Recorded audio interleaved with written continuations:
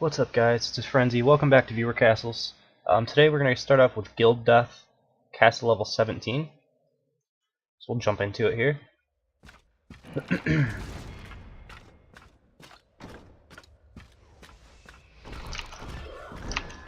Alright, so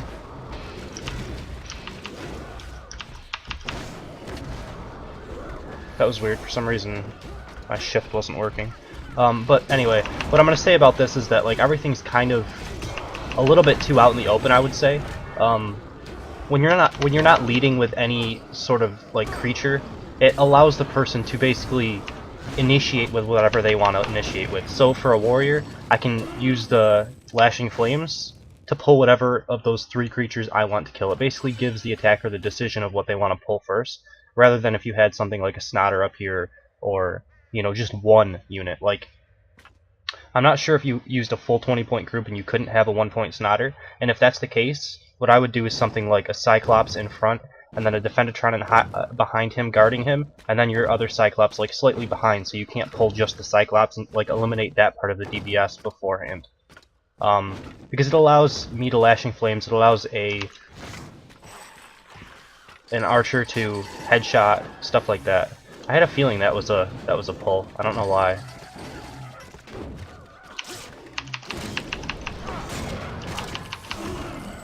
Alright. So this is a good pull. It doesn't really feel like a pull until after you enter the room. I think you do see it slightly before you aggro the mob if you were to be, creeping up on it and just looking for it. But without looking for it, I think it's pretty good. Alright, so here you're gonna land right around this area. One of these guys isn't going to hit. You basically have to have one in front. You have to have 2 and then 1 or something like that. You can't have 3 in a row for them all to hit. I'm gonna see if what level are they? 16. Yeah, I won't die to this. Let's just see. Yeah, so this guy right here isn't dying. Or isn't hitting, I mean. So basically, if you can move his line of sight attack type thing to in front of one of the other 2, probably the one on the left here, so you have 1, 2, 3 right now. You go to the 2 and you put 1 up in front as well, so you have 1, 2, 3. That will hit with all of your eyeballs when you're pulling them through, or most of them. It'll do a lot more damage overall. The problem with this, actually, I think I saw this dirt come through, so I think that you had it connected through, which is good. I like that a lot. The fact that it's not skippable is good.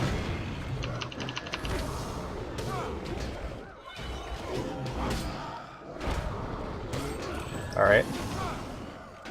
Pete Palmore with an Enrager Puppeteer is good.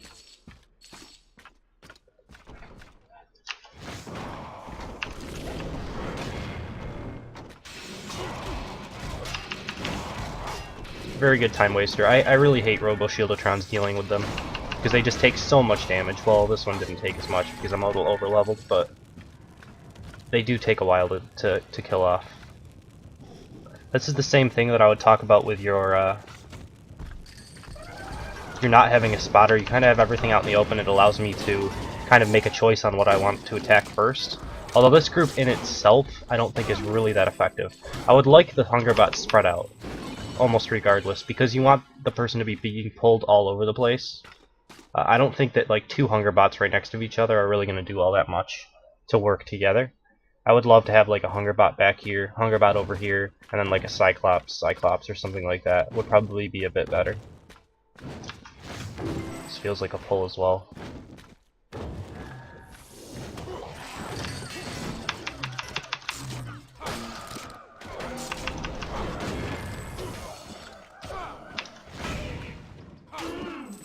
Alright.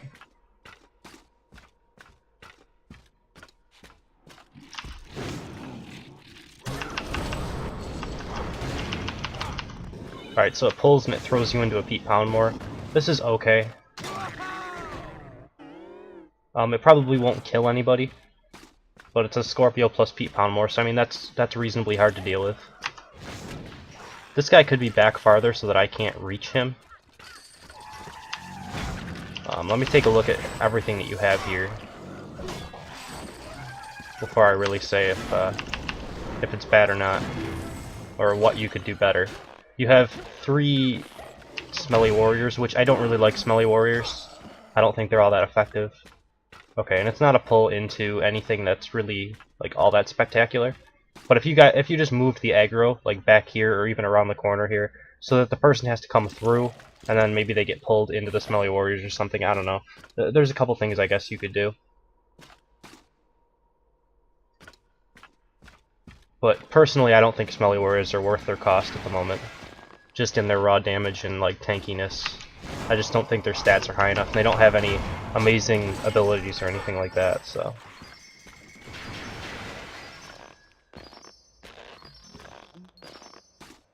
Alright, and then you have Snottingham. I actually like Snottingham, he's my favorite boss, so.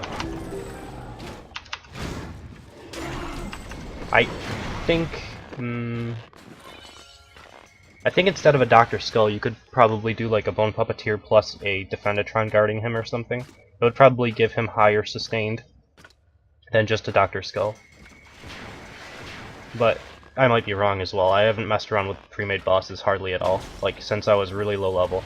I threw in a Snottingham once, and I don't think I even bought any of the other ones before I just started using elites. So yeah, pretty good castle. We'll jump into number 2 in just a second. Alright, for number 2 we have Meltdown, castle level 25. Jump into it on my archer. Let's see if I can get through this without dying.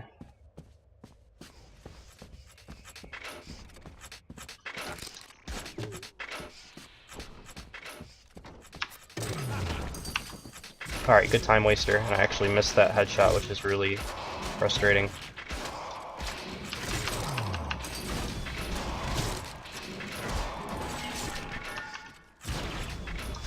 That actually was doing quite a bit of damage to me for some reason.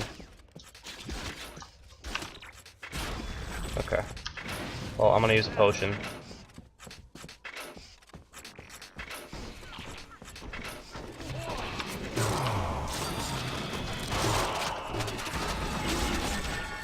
That one wasn't as bad. Volley is just so good. They really need to do something about Volley, I think. Maybe it's just my gear, though. I don't know. Alright, some Vamps. I'm just going to kind of walk over towards these the other creatures, basically.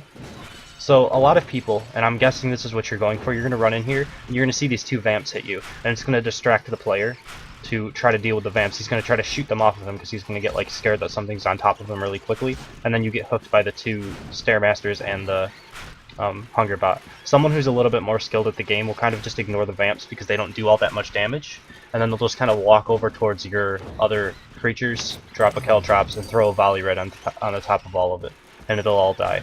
So it's probably better against like lesser experienced players. But it's an interesting idea. I like the idea. I wish Vamps were a little bit more, you have to deal with these creatures or else, you know, you're going to have some problems. Alright, this could actually pose some problems for me if I don't deal with this correctly.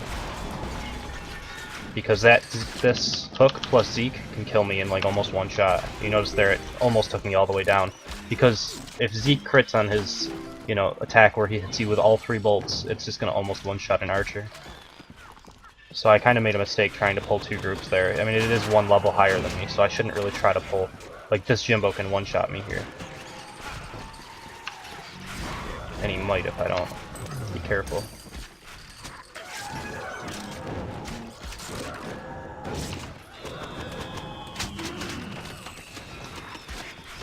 Alright, there we go. So far so good. I liked this room all together though. It was pretty good.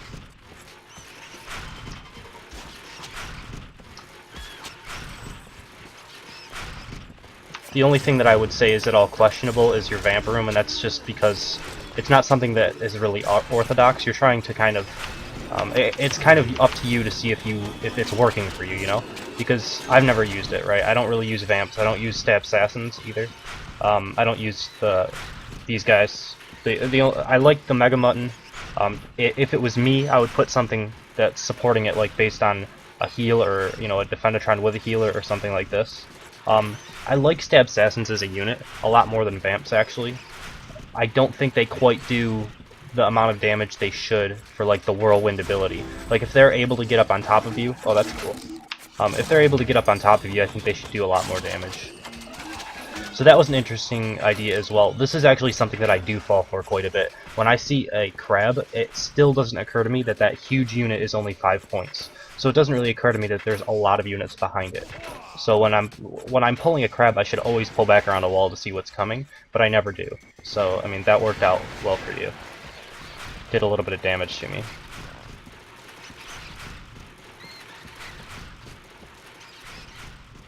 This is scary. Okay. It's not as scary. I thought it was going to be a hook. I mean, yes, this probably could have killed me. And I was getting ready to dodge a hook. So, I mean, this is set up well, and I like it. It's just, I thought it was going to be a hook into Stairmasters or something, and I was going to instantly die. Because I didn't want to have to, you know, pull back around that mousetrap again. But good use of the mousetrap. So far, I mean, there hasn't been all that many things that I dislike. The only stuff is, like, some unorthodox units that maybe I wouldn't have used because I don't really think they're all that effective. And it's something that you probably just have to look at your own replays and see if they're working the way you want them to work. I haven't personally been able to get Vamps, Stab Assassins, or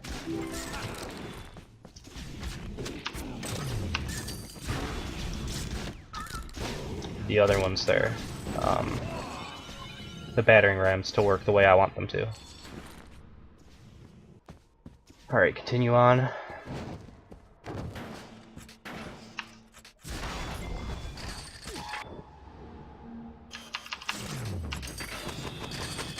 Volley is kind of weird here. I don't know why I dropped it, but it's okay. I mean, it did do decent damage to the Scorpio. I'm trying not to potion, but I'm probably going to have to again. Yeah, I'm going to definitely have to. That didn't drop. That didn't aggro anything either. This is scary.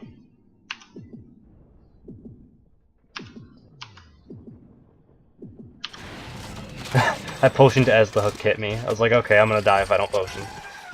I was just waiting for that to come down that hallway. Alright.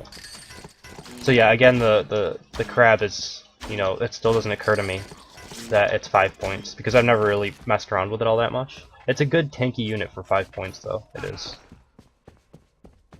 I think it's tankier than the Defendatron, and obviously it should be. I just have to get past this Jimbo, and I should be able to survive through this. Alright. So yeah, pretty good castle overall. There's a couple choices in like the design of it, based on the creatures that you use, that, you know, may be less effective than other choices. That's the only thing that I would say if you want to try to optimize it the best that you can. But overall, it wasn't too bad at all. So we will jump into number 3, I believe, in just a second. Oh, and I accidentally put your shields up. Oops. You get a lot of gold, though. I'm almost maxed out again. People come loot me. Alright. Jump into number 3 in just a second. Alright, and for number 3 we have AntithesisNexus Castle level 15. Probably run through it really quickly just to make sure everything's kind of in order here. Because I don't think there's all that much available to him at this point.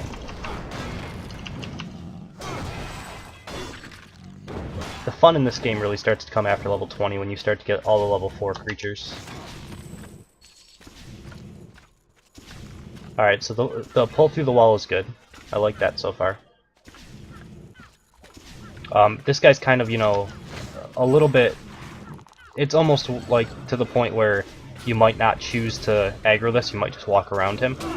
Because you're not really forced to do it. A lot of people when they're doing this, when they're using this room, they turn it around so that you're entering in through the bottom part of the bottom part, which is for you. Like they completely rotate it.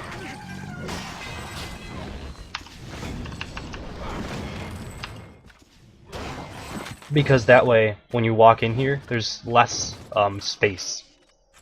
So if this was on the top side, there's less space here, and then you can put all of your good units in through in that little, like, kind of hole, cubby hole area. Yeah. Now, for this, it looks like it's skippable if you go down the other side, and there's nothing to really stop you from going down this side. Like, if I were to run this castle again, I would go down this side because there's nothing over here. if there's any way that you could tie this back into one of your rooms. Like, you're only using 2 creatures here, right? So what I would do is this first, you want to hook one of them into the top side of this room. Like, if you can rotate this room around, put your main creatures here, and then have 2 spotters for the creatures that are in here to the top side of the room, which will actually be this side. I hope this is making any form of sense.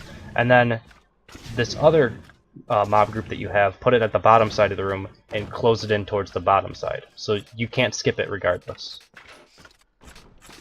That probably made no sense, but... so I need to be looking to see if something's walking around here, because as it is right now, this looks like it's so far in the corner of this room that you could skip it. Okay, so there's the snotters, alright. So there you go. This one's not skippable, so it's set up fine. The overall idea, you're using Punch Drunk, which I've seen used a couple of times to a decent effect. It's just very hard to set it up correctly, because you have to make that go up hit, or else it's really, really useless. You know, it's almost like using a Cyclops to stun plus Archer hit, but then Cyclops are much bigger. The hitbox is much bigger for Cyclops than for Punch Drunk, so you have to make sure that that Punch Drunk is actually hitting a reasonable amount of times. And I think that if I were to skip that and go around and pull the mob from like this side or wherever you had the snotters, I probably wouldn't get hit by that Punch Drunk thing, just because it's like walking around into like a corner. So just something to keep in mind, I guess. Alright, so here we have a Zeke coming around, being defended, which is good. This Pete Poundmore seems very out in the open. I feel like if you could spot for it with something else, it would be better. But I'll see in a second. Like, I'm sad that I used Smite because I wanted to just show you. I'm gonna wait for it. Like, because I can see this guy, I can pretty much chain stun him, and he hit me once. Like, if you can get off your combo as a knight, or if you can like headshot this guy and then Caltrops and then like auto attack him a couple times, he shouldn't really do all that much damage to you. So if you could get a, this is good by the way, if you could get a spotter in front of those 2 units, that would be ideal. Although it's 16 and 3. Yeah, you should have enough points for 1 spotter. So I would almost prefer, I don't know, to just have them maybe behind this wall. Is that even possible?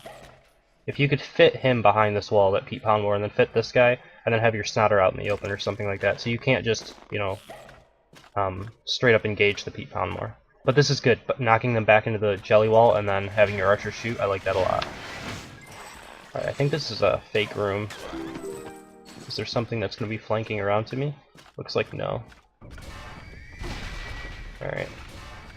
So I mean, that's just 3 points. This, you noticed I was able to see that trap on the ground before,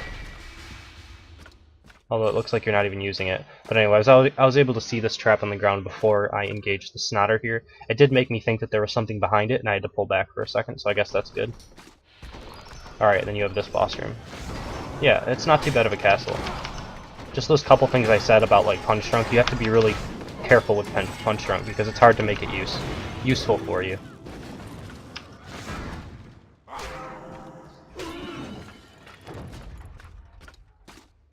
Alright, so that is number 3, so I'll end the video here.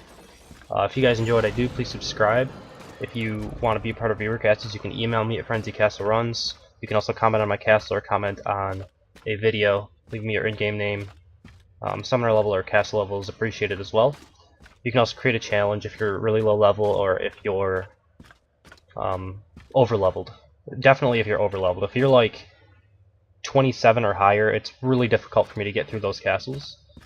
I can barely get through, like, I can get through 26 is okay. 27s is maybe. 28 is almost impossible though. It's just getting some, like, 2 tiers above where my archer is, so it's really hard for me to deal enough damage. And I take such increased amounts of damage that I'll just die over and over again.